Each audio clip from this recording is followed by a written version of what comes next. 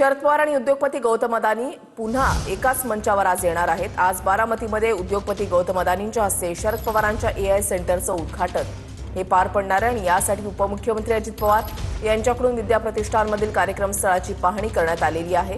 कार्यक्रमासाठी अजित पवार, सुनेत्रा पवार, सुप्रिया सुळे आणि युगेंद्र पवार हे उपस्थित राहणार आहेत।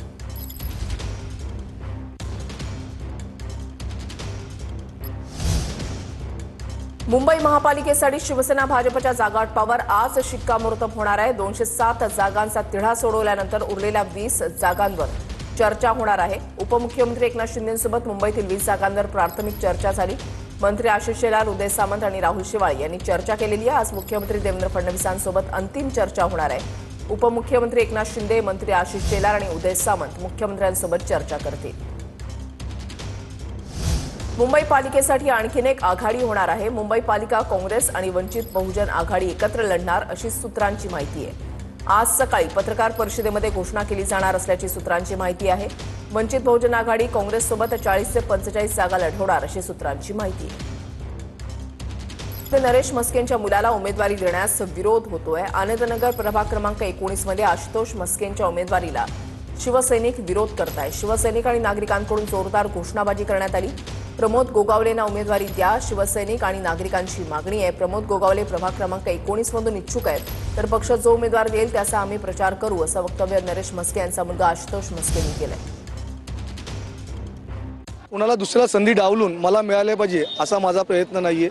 मागील 15 वर्षात सुद्धा या प्रभागात खूप मोठी कामं झालेली आहेत। मला आज प्रामाणिक इच्छा आहे की एका सामान्य कार्यकर्त्याला जर का संधी मिळाली तर पक्षामध्ये पण एक चांगला संदेश जातो की बाबा एक सामान्य कार्यकर्त्याची दखल पक्षासाठी घेत असतात। शिवसेनेमध्ये सर्वोच्च पदे शिवसैनिक आहे आणि शिवसैनिक आहे म्हणून शिवसेना आहे असं बाळासाहेबांचं ठाम मत असायचं। लोकशाही आहे, इच्छुक असू शकतात, कोणी इच्छुक असू, प्रत्येकजण त्यांची इच्छा व्यक्त करू शकतं। आम्ही इथे काम करतो, जसं मी आता म्हणालो, पक्ष जो उमेदवार देईल त्याला आम्ही निवडून आणण्याचं इथे काम करणार आहोत। आम्ही इथे पक्षाचंच काम करतो। आम्ही तो पक्ष जो उमेदवार देईल त्यासाठी आम्ही इथे त्यासाठी काम करण्यासाठी तयार आहोत। त्यांचं जे काही मत असेल त्यांनी पक्षश्रेष्ठींकडे मांडावं। शक्तीप्रदर्शन बघायला आज इकडेही बऱ्यापैकी गर्दी आहे। मनसेच्या नेत्यांनी मातोश्रीवर उद्धव ठाकरेंसोबत जागावाटपावर चर्चा केलेली आहे। जेवढ्या जागा पदरामध्ये पाडता येतील तेवढ्या जागा घेण्याचा प्रयत्न, असं बाळा नांदगावकरांची माहिती आहे। माहीम, शिवडी, विक्रोळी आणि भांडूपमध्ये मनसेला 2 जागा हव्यात। काल उद्धव ठाकरेंच्या भेटीनंतर मनसेचे नेते शिवतीर्थवर गेले होते। मला असं वाटतं की युतीची बोलणी आहे। युतीच्या बोलण्यामध्ये युतीमध्ये काही जागा द्याव्या लागतात, काही जागा घ्याव्या लागतात। ही देवाणघेवाण आहे। आमच्या लोकांना अजून युतीमधल्या वाटाघाटींचा अनुभव नाही।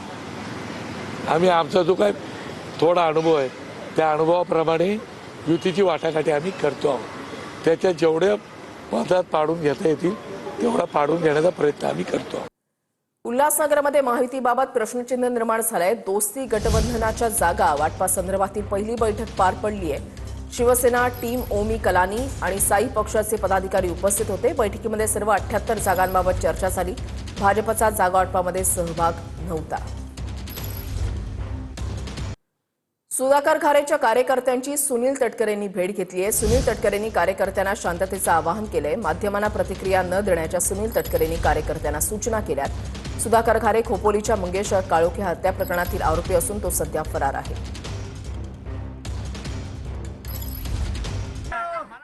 ठाण्यामध्ये भाजप शिवसेनेची 12 जागांवरून चर्चा अडलेली आहे। भाजप शिवसेनेची तिसरी बैठक सुद्धा निर्णयाच्या विनात झाली। ठाण्यामध्ये आज युतीबाबत निर्णय होण्याची शक्यता आहे। मृत शिक्षकाची मतदान अधिकारीपदी नियुक्ती झालेली आहे। नाशिकच्या मालेगाव महापालिका प्रशासनाचा हा सावळा गोंधळ समोर आलाय। महापालिका प्रशासनानं नांदगाव गटशिक्षण अधिकाऱ्यावर जबाबदारी ढकललेली आहे। गटशिक्षण अधिकाऱ्यावर चुकीची माहिती दिल्याचा ठपका ठेवण्यात आलाय। गटशिक्षण अधिकाऱ्याला कारणे दाखवा नोटीस बजावण्यात आली आहे। 24 तासामध्ये खुलासा करण्याचे महापालिका आयुक्तांना आदेश देण्यात आले। जळगावमध्ये पालिकेसाठी एकाच दिवशी 24 उमेदवारांचे अर्ज दाखल झालेत। आतापर्यंत एकूण 25 जणांनी अर्ज दाखल केले। सर्वाधिक 12 उमेदवारी अर्ज भाजपकडून दाखल झालेत, शिवसेनेकडून 6, तर काँग्रेसच्या एका उमेदवाराचा अर्ज दाखल झालाय। 5 अपक्ष उमेदवारांनी अर्ज दाखल केलेले आहेत। जळगावमध्ये पालिकेसाठी एकाच दिवशी 24 उमेदवारांचे अर्ज जे आहेत ते दाखल झाले। शिवसेनेकडून 6 आणि काँग्रेसच्या एका उमेदवाराचा अर्ज दाखल झालाय, तर 5 अपक्ष उमेदवारांनी आपले उमेदवारी अर्ज दाखल केलेले आहेत.